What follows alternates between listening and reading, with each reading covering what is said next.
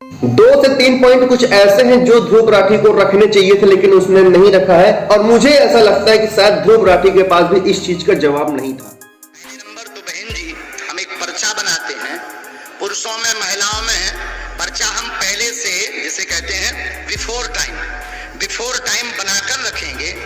अभी तक हम जिनको बुला रहे हैं वो हमारे लोग हो सकते हैं, पहले हम पर्चा बना के रखेंगे और आप जिसको बहन जी लेकर आएंगे उसी का पर्चा ये निकलेगा। समझ आ गया? हम पहले पर्चा लिख लेंगे, जिनको हम अभी तक बुला रहे हैं वो हमारे हो सकते हैं, लेकिन आप जिनको लेकर के आएंगे उसी का पर्चा का प्रश्न लिखा मिलेगा। पुरुषों में महिलाओं में चारों पंडालों में पीछे जाकर आपका नहीं होना चाहिए, शर्त ये आपका पर्चे का नहीं होना चाहिए, और चारों पंडालों में आप किसी को ले आना, उसी का पर्चा निकलेगा। उसके बाद और पत्रकारों को मौका मिलेगा। दूसरा, इसके बाद हम बनाएंगे 4 पर्चे, नंबर 1 से 4 तक, और चारों पर्चे रख लेंगे। 4 व्यक्ति 4 पत्रकार 4 व्यक्ति लेकर आएंगे, और जो पत्रकार जिस नंबर का पर्चा बोलेगा हम वही पर्चा खोलेंगे और वही बात उस व्यक्ति की उस पर्चे में मिलेगी। अभी तक जिनको बुला रहे थे हम माइंड रीडिंग कर रहे होंगे, पढ़ रहे होंगे, या हमने बुला लिए होंगे। अब इस अंजाम को आप देखिएगा, हमने ये 4 पर्चे को उल्लेखित किया हुआ है और चारों पर्चे हमने ये रखे हुए हैं लिखकर। अब 4 लोग आएंगे और चारों पर्चे हमारे इस प्रकार से रखे रहेंगे, चारों पर्चे, और पहले वो प्रश्न बोलेगा, फिर एक पर्चा चुनेगा, वो जो पर्चा चुनेगा उसकी वो बात इस पर्चे में छपी मिलेगी। क्योंकि अभी तक हम माइंड रीडिंग कर रहे होंगे, अभी तक हम जिन्हें बुला रहे होंगे वो हमारे होंगे। 3 और ले आइए पीछे से। नमस्कार दोस्तों, मैं हूं अंकित और स्वागत है आप सभी का हमारे चैनल अंकित पांडे फ्रॉम भारत में। आज की इस वीडियो में बात करेंगे बागेश्वर धाम सरकार धीरेन्द्र कृष्ण शास्त्री महाराज जी के बारे में। यहाँ पर मैं इन दिनों देख रहा हूँ काफी ज्यादा चर्चे में है और यहाँ पे सभी लोगों की इन पे नजर है, चाहे वो कोई यूट्यूबर हो, चाहे कोई मतलब समिति का हो, या फिर कोई न्यूज रिपोर्टर हो, पत्रकार हो, कोई भी हो, हर जगह सिर्फ बागेश्वर धाम सरकार के बारे में ही बात किया जा रहा है। यहीं पे कुछ ऐसे लोग हैं जो इनके फेवर पे है और बहुत से ऐसे लोग हैं जो इनके फेवर पे नहीं है, कहते हैं कि ये पाखंड रच रहे हैं, ढोंग रच रहे हैं। क्या है असली सच्चाई, वो सारा कुछ मैं अपने एक्सपीरियंस के बेस में सामने लाने की पूरी कोशिश करूंगा और ये वीडियो सबसे यूनिक वीडियो होने वाला है। भाई जितने लोग फेवर में है तो उनको कहीं ना कहीं कुछ ऐसा एक्सपीरियंस है, ऐसा नॉलेज है जो बड़े से बड़े यूट्यूबर को नहीं है। भाई मैं आपको बता दूं, जैसे मैं भी एक वीडियो बना रहा हूं और आप सभी लोग मेरी बातों को सुन रहे हैं, तो मैं भी तो आपकी तरह बिल्कुल इंसान हूं। अब इसका ये तो मतलब नहीं है ना कि मैं अगर वीडियो बना रहा हूं तो मैं जो चीजें बोल रहा हूं वो बिल्कुल सही हो सकती है। इसी प्रकार से एक बड़ा यूट्यूबर है जिसका नाम है ध्रुव राठी, काफी सारी उन्होंने वीडियो बनाई है, कई सारी वीडियो में उन्होंने सही जानकारियां भी दिया है, लेकिन कई सारी ऐसी भी वीडियोस है जिसमें उन्होंने कुछ बोला है लेकिन वो जानकारी कहीं ना कहीं गलत है। अगर उनको 100 चीजों के बारे में अच्छे से नॉलेज है तो मुझे भी कम से कम 10 चीजों के बारे में फिलहाल अभी अच्छे से नॉलेज है, लेकिन मैं कुछ 10 चीजें ऐसी जानता हूं जो शायद वो नहीं जानते हैं। उनके 100 चीजों की 100 एक्सपीरियंस की लिस्ट में वो चीजें नहीं आती जो 10 चीजों के बारे में मुझे जानकारियां है, ठीक है ना। तो यहीं पे कुछ ऐसा भी हो सकता है। भाई मैं एक छोटा यूट्यूबर फिलहाल अभी के लिए, मेरे उतने ज्यादा सब्सक्राइबर्स नहीं है, उसके करोड़ों में सब्सक्राइबर्स है, लेकिन अगर मैं बात करूं आपकी, तो आप जो मेरी वीडियो देख रहे हैं, आप में ही कुछ ऐसी नॉलेज होगी जो शायद मुझे नहीं पता है, जो शायद ध्रुव राठी को नहीं पता है, और आपका तो कोई सोशल मीडिया अकाउंट है नहीं जिसमें आप अपनी आवाज रख सको, ठीक है ना। तो आपको ज्ञान तो है कहीं ना कहीं, हमसे भी ज्यादा आपको भी नॉलेज है किसी ना किसी फील्ड के बारे में, किसी ना किसी चीज के बारे में। और अगर मैं इस वीडियो में कुछ ऐसी चीजों के बारे में बात करता हूं जो आपको उसके बारे में 101% चीजें पता है, लेकिन मैं ही उसके बारे में बिल्कुल गलत चीजें लोगों को इंफॉर्मेशन दे रहा हूं, तो आप तो वो चीज पकड़ लोगे ना कि यार इस बंदे के पास वो नॉलेज नहीं है, ये काम ऐसे होता है, लेकिन ये यूट्यूब पे गलत बता रहा है, तो आप इस तरह की बातों को पकड़ लोगे। उसी प्रकार से ध्रुव राठी के करोड़ों सब्सक्राइबर्स हैं और उसने अभी जो रिसेंटली वीडियो बनाया है बागेश्वर धाम सरकार के ऊपर में, उसने कुछ ऐसी जानकारियां दी हैं जो बिल्कुल गलत है, और उसमें उसको जब कवर ही करना था पूरे पॉइंट्स, तो थोड़ा उसने गलत तरीके से पूरा कवर किया हुआ है, जिसमें वो पूरा अपना पक्ष ऐसा रख रहा है ध्रुव राठी, जिसमें कि वो बागेश्वर धाम सरकार को पूरा गलत साबित कर दे। 2 से 3 पॉइंट कुछ ऐसे हैं जो ध्रुव राठी को रखने चाहिए थे, लेकिन उसने नहीं रखा है। और मुझे ऐसा लगता है कि शायद ध्रुव राठी के पास भी इस चीज का जवाब नहीं था। वो सब क्या बातें हैं, वो सारा कुछ मैं आपको इसी वीडियो के साथ साथ आगे आप ध्यान से बस देखते रहिए, पूरी चीजें मैं आपको क्लियर करता जाऊंगा, आप खुद कहेंगे सारा कुछ। बात करें बागेश्वर धाम सरकार के बारे में, तो देखिए ये दरबार आज से नहीं लगा रहे, फेमस जरूर अभी साल 2 साल 3 साल पहले से हो गए हैं, लेकिन ये काफी पुराना दरबार है, काफी मतलब इनके यहाँ 3 पीढ़ी से दरबार चल रहा है। यानी कि कोई लगाते थे, फिर उनके कोई दादा गुरु थे वो लगाते थे दरबार, दादा गुरु के बाद बागेश्वर धाम सरकार जो धीरेन्द्र कृष्ण शास्त्री हैं वो दरबार लगा रहे हैं। तो ये 3 पीढ़ी से दरबार लगा रहे हैं और यहाँ पे ये अभी फेमस हुए हैं, लेकिन लोग इनके यहाँ पहले भी आते थे। और जो चीज ये आज की डेट में कर रहे हैं, यही चीज यही काम वो पहले भी किया करते थे। तो लोग जैसे अभी हैरान हैं, उस समय भी हैरान थे। जब इनके यहाँ 400 से 500 लोग आते थे, ज्यादा भीड़ नहीं लगती थी। जब ये किसी का भी नाम लेकर के अपने पास बुला लेते थे, तो यहाँ पे यही चीज होता था कि भाई मतलब ये लोग हैरान हो जाते थे कि भाई इनको इतना कुछ कैसे जानकारी पता चल गया और इन्होंने कैसे लिख दिया है, जो कि अभी हम कभी इनसे मिले नहीं, ना हमारी कोई मुलाकात हुई है, तो इनको पूरी जानकारी कैसे पता चल गई और इनको ये जानकारियां ला करके दे कौन रहा है। लोगों के मन में ऐसी ऐसी चीजें आना चालू हो गई। फिर उस समय से उन्होंने उस समय भी कहा था कि हमारे ऊपर बालाजी की कृपा है, उनका आशीर्वाद है, वही चीज ये आज भी कह रहे हैं। यानी कि जो चीज कहते थे वही चीज कह रहे हैं, यानी कि इन्होंने अपनी कहीं भी बात नहीं पलटी। लोगों को कुछ इन्होंने चीजें बताई, वो चीजें सही साबित हुई, तो लोगों का इनके ऊपर एक भरोसा बना। तो वही जो 400-500 लोग थे, वही अपने एक या 2-2 लोगों को बताते चले गए। तो 500 से कब 1000 हुए, फिर 2000 हुए, 5000 हुए।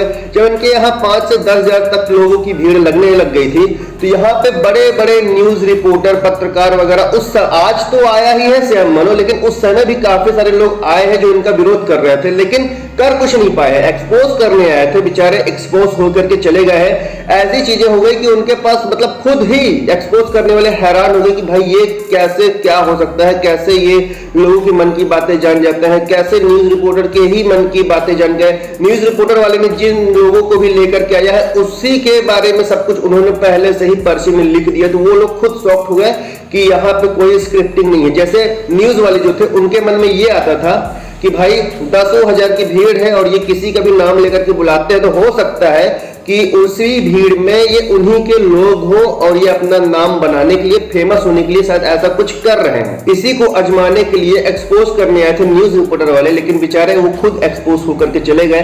तो उस समय भी उनको कोई फेल नहीं कर पाया है, और जो न्यूज वाले थे वो इनको किसी प्रकार से रॉन्ग ही नहीं कर पाए। और जो बागेश्वर धाम सरकार है, ये अपना काम इसी प्रकार से करते चले गए। और फिर इनका जो नाम है काफी ज्यादा प्रसिद्ध हो गया, काफी सारे लोग इनको जानने लग गए, बड़े बड़े सेलिब्रिटी इनको जानने लग गए। कुछ सेलिब्रिटी तो ऐसे हैं जो इनके पास भी आने लग गए, है ना। तो काफी ज्यादा ये पॉपुलर हो गए, काफी ज्यादा फेमस हो गए। जब लोग इनको पसंद करने लग गए, तो ये अलग अलग जगह जाकर के हर एक जगह दरबार लगाना स्टार्ट कर दिए। जब ये अलग अलग जाकर के दरबार लगाना चालू कर दिए, तो इसी में से एक जगह और थी जो था मतलब नागपुर में ये दरबार लगाने गए थे। और वहीं से पूरा अभी जो नया मुद्दा उठा है, काफी तरीके से उठाया गया है, जो कि श्याम मानो मुद्दा उठाया है, उसने एक FIR दर्ज करवाया है कि जो ये बाबा है, ये पाखंड रचाते हैं, ढोंग रचाते हैं, और ये लोगों का सिर्फ माइंड रीडिंग करते हैं, और इसको कहते हैं कि उनके पास कोई दिव्य शक्तियां हैं। और ये जो श्याम मानव है, ये अंधश्रद्धा निर्मूलन समिति के उपाध्यक्ष, तो इन्होंने ये सारी चीजें इनके ऊपर एक FIR दर्ज करवाया। और कुछ ऐसा हुआ था कि महाराज जी जहां भी गए थे दरबार लगाने, तो वहां से ऐसी न्यूज उठने लग गई कि ये 7 दिन के लिए गए थे और ये 2 दिन पहले ही वहां से वापस आ गए। फिर इंटरव्यू के दौरान धीरेन्द्र कृष्ण शास्त्री महाराज जी से पूछा गया कि लोग आपके बारे में कह रहे हैं कि आपने जितने दिन का दरबार लगाना था उसके 2 दिन पहले ही आप रिटर्न आ जाते हैं। तो उन्होंने कहा कि भाई दरबार जितने दिन हमको लगाना था हमने उतने दिन ही लगाया है। इसके साथ साथ ये धर्म विरोधी लोग हैं, जो धर्म विरोधी होते हैं। हम 7 दिन वहाँ झंडा गाड़ना, तब उनको बाप मर गो, तब नहीं उन्हें हम ध्यान आए। 7 दिन उनके मुड़ पे झंडा, 2 दिन दरबार पे दरबार, तब का होगा। तो कौन चुड़िया पहन रही थी, अब हमें भी दरबार लग रहा है, बागेश्वर धाम पे लगेगा, रायपुर में लगेगा और पूरे भारत में लग रहा है। और हमको किसी प्रमाण पत्र की आवश्यकता नहीं है, क्योंकि हम प्रमाण पत्र लेने के चक्कर में नहीं है, ना हम कोई दावा करते हैं, ना हमारे पास कोई सिद्धि है, ना चमत्कार। हनुमान जी के हम सेवक हैं, और किसी को बनना हो तो वेलकम। और जितने 30 लाख वो हम पे खर्चा कर रहे हैं गरीब बेटियों के विवाह में लगावे, और एक बार वो देख लेंगे तो वो खुद हमारे से। जब ये बागेश्वर धाम सरकार नागपुर में दरबार लगाने गए थे तो वहीं पे श्याम मानो ने बागेश्वर धाम के ऊपर एक FIR दर्ज करवाया। उसने कहा कि ये लोगों के साथ पाखंड रचाते हैं, ढोंग रचाते हैं और ये चीजें जो है सरासर कानूनन अपराध है, बिल्कुल गलत है। ऐसा करके उसने एक FIR दर्ज करवा दिया। फिर श्याम मानो ने खुद एक्सपोज करना चाहा बट वो एक्सपोज नहीं कर पाए। और इसके साथ साथ फिर उन्होंने अपना कुछ ऐसा चैलेंज रखा कि श्याम मानो ने कहा कि मेरे 10 लोग होंगे, 10 लोगों का नाम बताना है, उनके पिताजी का नाम बताना है, उनके मोबाइल नंबर के बारे में बताना है, और एक कमरा होगा, उस कमरे में कुछ सामान वो रख देंगे, उसमें एक लाइव कैमरा चालू रहेगा और बागेश्वर धाम सरकार धीरेन्द्र कृष्ण शास्त्री महाराज जी को ये बताना है कि उस रूम में क्या चीजें, क्या कहां पे क्या रखा हुआ है। अगर ये 90% चीजें भी सही बता देते हैं तो 30 लाख रुपए का इनाम दिया जाएगा। ऐसा करके उन्होंने एक अपना चैलेंज दिया। लेकिन जब यही बातें बागेश्वर धाम सरकार के पास गई, लोगों ने बोला कि श्याम मानो करके हैं, उन्होंने आपके ऊपर एक FIR दर्ज करवाया है और वो कह रहे हैं कि आप वहां मतलब दरबार लगाने गए थे नागपुर और 2 दिन पहले ही भाग गए और भगोड़े के नाम से वो आपको हर एक जगह बोल रहे हैं। तो इसके बारे में आप क्या कहना चाहेंगे? तो बागेश्वर धाम सरकार ने एक ही चीज बोला था कि 10 लोग हैं, वो और ज्यादा चाहे तो और ज्यादा लोगों को लेकर के आ सकते हैं, जितना मर्जी उतने लोगों को लेकर के आए। रही बात 30 लाख रुपए इनाम की, तो मुझे उसकी कोई जरूरत नहीं है, वो 30 लाख रुपए अपने पास रखें। रही बात 10 लोगों की, तो वो मेरे को चैलेंज एक्सेप्ट मतलब मंजूर है। आप एक काम करो, दरबार पहले भी लगता था, आगे भी लगेगा। रायपुर में हम दरबार लगाएंगे, रायपुर में आ जाए श्याम मानो, ना ही बागेश्वर धाम जहां रहते हैं छतरपुर में, वो ना ही उनका एरिया है, ना ही श्याम मानो का नागपुर का एरिया। वो एक थर्ड चीज में बुला रहे, थर्ड जगह पे, थर्ड प्लेस पे बुला रहे हैं जो है रायपुर। तो श्याम मानो की चुनौती को एक्सेप्ट करते हुए उन्होंने रायपुर में बुलाया है। तो फिर श्याम मानो रायपुर क्यों नहीं गया? श्याम मानो ये कहता है कि भाई जो काम हम कर रहे हैं, बिल्कुल हमको सेपरेट रूम की जरूरत है, वो काम हमारा नागपुर में ही पॉसिबल हो पाएगा। तो वो सारी चीजें तुम अपना सेटअप जो भी बनाना चाहते हो सारा कुछ बनाओ, लेकिन अगर आने की बात है तो महाराज जी का मन है भाई, उनका मन नहीं है कि हमको वहां जाना है, वो क्यों जाए? लोग उनके पास जाते हैं और तुमको एक्सपोज कर रहे हैं तो तुम उनके पास आओ। यहाँ तक कि उन्होंने एक इंटरव्यू के दौरान ये कहा था कि भाई चलो ठीक है, हम दरबार जहां लगाने जाते हैं वहीं पे श्याम मानो आए, अगर उनको चैलेंज जो भी देना है हमको उस समय भी चैलेंज एक्सेप्ट रहेगा, हम वहां पे टाइम निकाल लेंगे, घंटे 2 घंटे 3 घंटे का, और अपना वो व्यवस्था बना ले जो भी उनका जहां सेटअप है। वो सेटअप बनाने के बाद दूध का दूध पानी का पानी सारा कुछ हो जाएगा, लेकिन हम ज्यादा समय यहाँ पे नहीं दे पाएंगे क्योंकि हमको अलग अलग जगह जाकर के भागवत कथा करवानी पड़ती है। आप चाहे तो सुन सकते हैं, यही कह सकते हैं। आप अभी भी उनको चैलेंज करते हैं? किसी को आना हो तो आ जाए, हमें बहुत ज्यादा प्रदर्शन की इससे आवश्यकता मुझे याद है शास्त्री जी वो ये कहते हैं कि आपके सेटअप में नहीं आएंगे, एक न्यूट्रल सेटअप में वो आपको बुलाकर और आपके सिद्धियों आ जाए भाई, वो न्यूट्रल सेटअप अपना लगा लें। हम यहाँ पर रहते हैं, वो लगा लें यहाँ से 10 किलोमीटर दूर, 50 किलोमीटर दूर। हम अपना 1-2 घंटे का समय निकाल लेंगे इस सेवा से, बाकी इतना ज्यादा टाइम नहीं हम निकाल लेंगे। 50 किलोमीटर दूर चले जाएंगे, जंगल में सेटअप लगा लें। फिर श्याम मानो को अपना एक अलग मुद्दा उठाने का तरीका मिल गया। उसने बोला कि भाई यहाँ पे तो महाराज जी क्या करते हैं, माइंड रीड करते हैं यार, ये सब कहीं कुछ नहीं होता, पाखंड दिव्य शक्ति है जैसी कोई चीज नहीं होती, न भूत होता न प्रेत होता है, ये सब कहीं कुछ नहीं होता है। उसने बोला जो काम धीरेन्द्र कृष्ण शास्त्री कर रहे हैं वही काम तो सुहानी साहब भी कर रही है, वही काम तो कान सिंह कर रहे हैं। मतलब ऐसे कुछ माइंड रीडर है जो सेम टू सेम बाबा जी की तरह लोगों के मन की बातों को बता देते हैं, एक माइंड रीडिंग है। फिर यहाँ पे सुहानी साहब भी आई। अब सुहानी साहब और जो सुहानी साहब जैसे और भी माइंड रीडर हैं, तो आप माइंड रीडर 50 को एक तरफ रख दो और बागेश्वर धाम सरकार को अपना अलग रख दो। दोनों का अगर कंपैरिजन कराओगे तो जमीन और आसमान का अंतर मिलेगा आपको। क्यों मिलेगा? पहली बात, सुहानी साहब क्या बोलती है, अपने मन में किसी चीज के बारे में सोचो, किसी फ्रेंड के बारे में सोचो, किसी जगह के बारे में सोचो, बार बार उस बारे में सोचो, तब जाकर के वो उसका मतलब फेस का इंप्रेशन देख करके बताती है कि तुम्हारे मन में क्या चल रहा है। Name in your mind that somebody you know of, correct? Okay, keep thinking of this name in your mind. Keep thinking, keep thinking, keep thinking, keep thinking. And count the number of letters in this word. Oh, that was quick. 4 letters. Okay, think of this name. Like, imagine I'm somewhere far and shout this name in your mind for me to hear it somewhere else. Shout it. Yash. Shit! अभी वो 4 letter का कोई भी नाम हो सकता है। ये कैसे पॉसिबल है? यश सोलंकी मेरा फ्रेंड है स्कूल का, उसका तो नाम ही मैं 1 साल पता नहीं 5 साल बाद ले रहा हूँ। ये क्या था? ये कैसे क्या है? अबे ये तो पॉसिबल ही नहीं है। This is so trippy. Bro, this is crazy. I've never, this is unheard of. लेकिन बागेश्वर धाम सरकार यही चीज लाखों की भीड़ में किसी को भी बुला लेंगे, उसके बारे में सारा कुछ लिख देंगे, ना फेस इंप्रेशन देखते हैं ना कुछ भी चीजें, वो डायरेक्टली लिख देते हैं। जब वो व्यक्ति उनके सामने आकर के बैठ जाता है, फिर उससे पूछते हैं कि भाई तुम्हारी क्या समझते हैं। जैसे ही वो 1 या 2 शब्द बताता है, वो महाराज जी जो पर्चे में लिखे वो डायरेक्टली उसको एक बार पूछते हैं पढ़े लिखे हो क्या है, फिर उसके डायरेक्टली वो पर्चा पढ़वा देते हैं। और जो चीजें वो पढ़ता है वो रियल में उसके साथ उसकी लाइफ में चल रहा होता है। और यहाँ पे सबसे बड़ी बात यह है कि जब महाराज जी को खुद ऐसा लगने लग गया कि नहीं जो काम ये कर रहे हैं तो वो काम तो सुहानी साह भी कर रही है। जब धीरेन्द्र कृष्ण शास्त्री महाराज जी को लगने लग गया यार यहाँ तो सब सेम टू सेम सुहानी साह भी करके दिखा रही है, और कहीं ना कहीं ये चीज प्रूफ किया जा रहा है जो बागेश्वर धाम धीरेन्द्र कृष्ण शास्त्री के विरोधी हैं कि ये एक माइंड रीड कर रहे हैं, तो उन्होंने इसको भी एक अनदर लेवल पे लेकर के गए और वहां पे सीधे ये कहते हैं कि चलो ठीक है भाई, लाखों की भीड़ है, लाखों की भीड़ में 50 पत्रकार हैं जो कि बिल्कुल लाइव चल रहा है सारा कुछ कैमरे पे। वहां पे वो एक इस चैलेंज को एक्सेप्ट करते हुए कहते हैं कि लाखों की भीड़ में आप पत्रकार आपस में डिसाइड कर लो कि इस लाखों की भीड़ में किसको उठा करके लेकर के आना है, और ये रहा पर्चा, हम ये पर्चा लिख रहे हैं। और जब आप उठा करके लेकर के आओगे किसी भी व्यक्ति को तो वो उसी का पर्चा निकल करके आता है।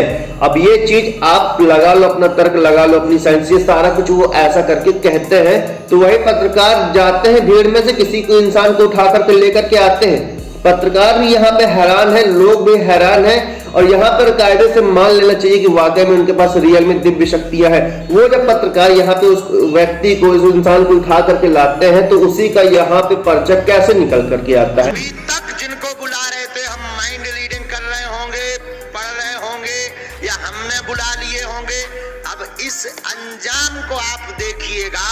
हमने ये 4 पर्चे को उल्लेखित किया हुआ है और चारों पर्चे हमने ये रखे हुए हैं लिखकर। अब 4 लोग आएंगे और चारों पर्चे हमारे इस प्रकार से रखे रहेंगे, चारों पर्चे, और पहले वो प्रश्न बोलेगा, फिर एक पर्चा चुनेगा, वो जो पर्चा चुनेगा उसकी वो बात इस पर्चे में छपी मिलेगी।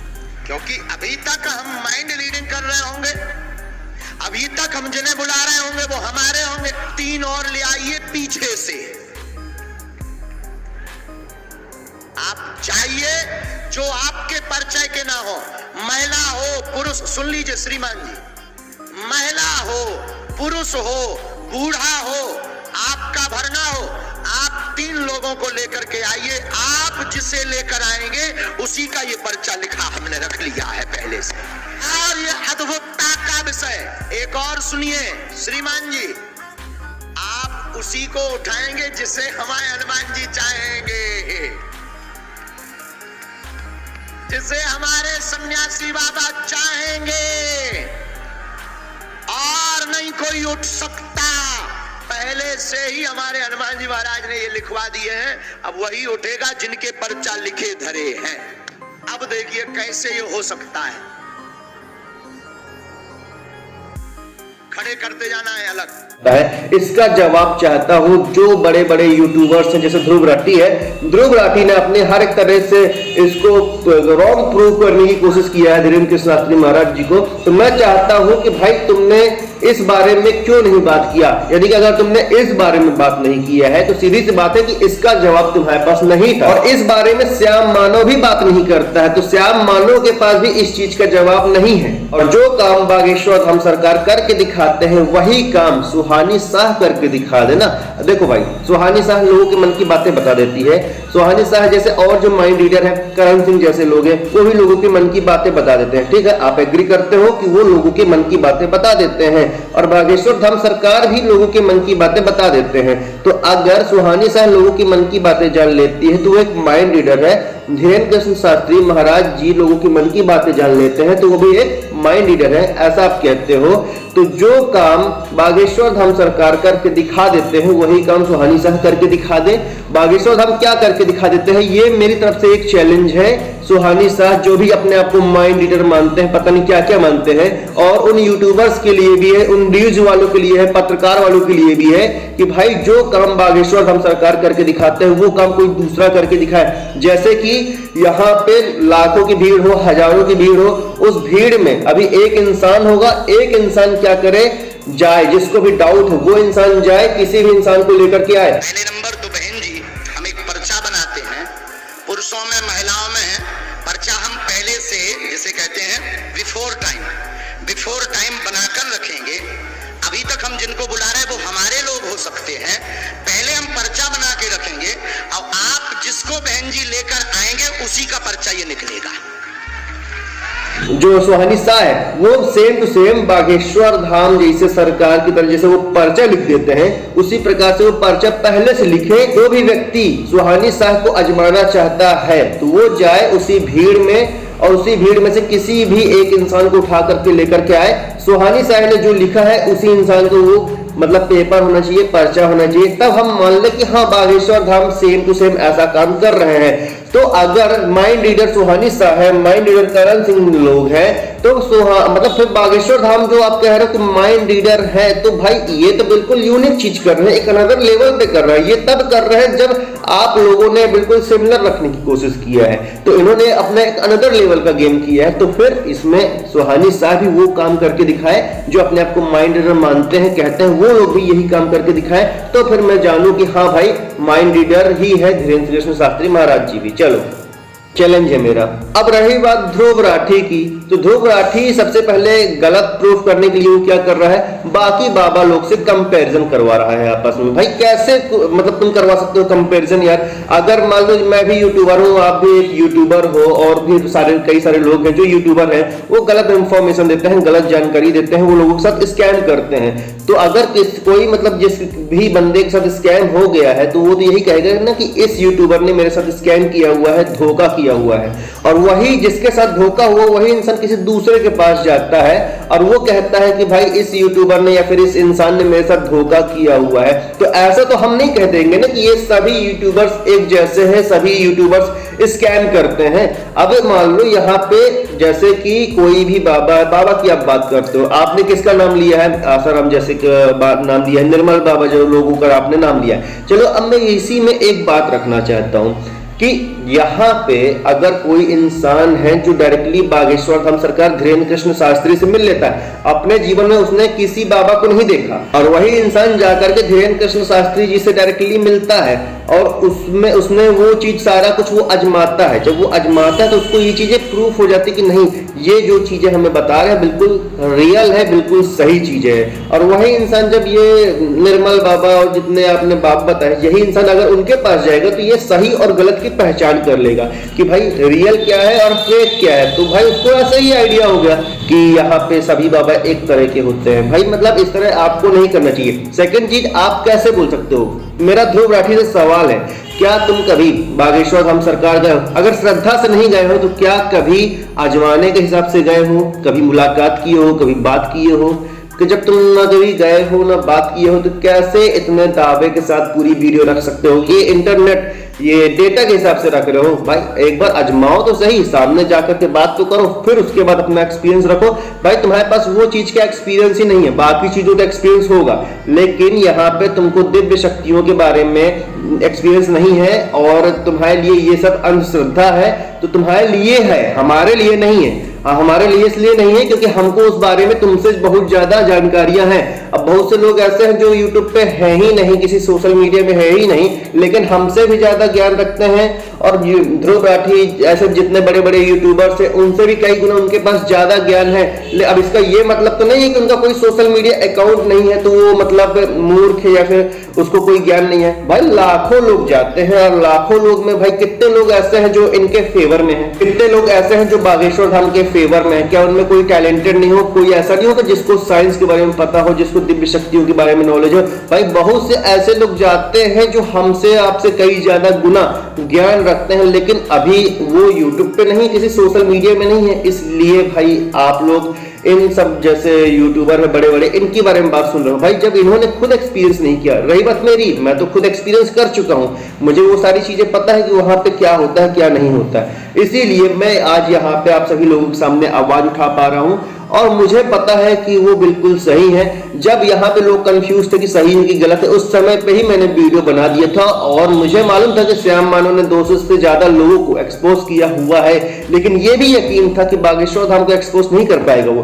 क्यों नहीं कर पाएगा? क्योंकि इनमें एक अलग ही चीज है, ये रियल में इनके पास सचमुच में दिव्य शक्तियां हैं। अगर नहीं होती तो अभी तक एक्सपोज हो चुके होते। भाई 3 से 4 महीने का गेम था, इससे ज्यादा नहीं चलता। ये सालों से दरबार लगा रहे हैं और एक्सपोज होना होता तो हो चुका होता। श्याम मानो क्या कोई भी इंसान इनको फिर एक्सपोज कर सकता था। इतने सारे लोग जाते तो कोई ना कोई इनको एक्सपोज कर ही देता। अभी तक अगर होना होता तो हो जाता। भाई जब श्याम मानो नहीं कर पाया है, वहां से क्लीन चिट भी मिल चुका है पुलिस की तरफ। नागपुर जो पुलिस थी वहां से इनको क्लीन चिट भी मिल चुका है। और कितने लोग आए जो इनको रॉन्ग प्रूफ कर रहे थे लेकिन कर ही नहीं पाए, और कितने न्यूज रिपोर्टर जो नतमस्तक होकर के वापस लौट गए हैं। तो अब फिर क्या ही अब बात कर रहे हो यार? दूध का दूध पानी का पानी तो कर ही चुके हैं। श्याम मानो को ज्यादा है तो एक काम करे, आए और अपनी चीजें जो है बागेश्वर हमको यहाँ पे प्रूफ करे, मतलब रॉन्ग प्रूफ करके दिखाए, तो फिर हम कहें कि हाँ बिल्कुल सही है, श्याम मानो जो अभी तक बोले वो सारी चीजें सही हैं। लेकिन ऐसा तो है ही नहीं है, तो फिर करके दिखा दे श्याम मानो। बाकी लोग जो कर सकता है वो करके दिखा दे। अगर आपको हमारा ये वीडियो अच्छा लगा है तो इस वीडियो को लाइक करके चैनल सब्सक्राइब कर दीजिए, बेल आइकन प्रेस कर दीजिए ताकि हमारा हर एक लेटेस्ट वीडियो का अपडेट आप तक सबसे पहले पहुंच सके। मिलते हैं किसी नेक्स्ट वीडियो में लेटेस्ट अपडेट के साथ।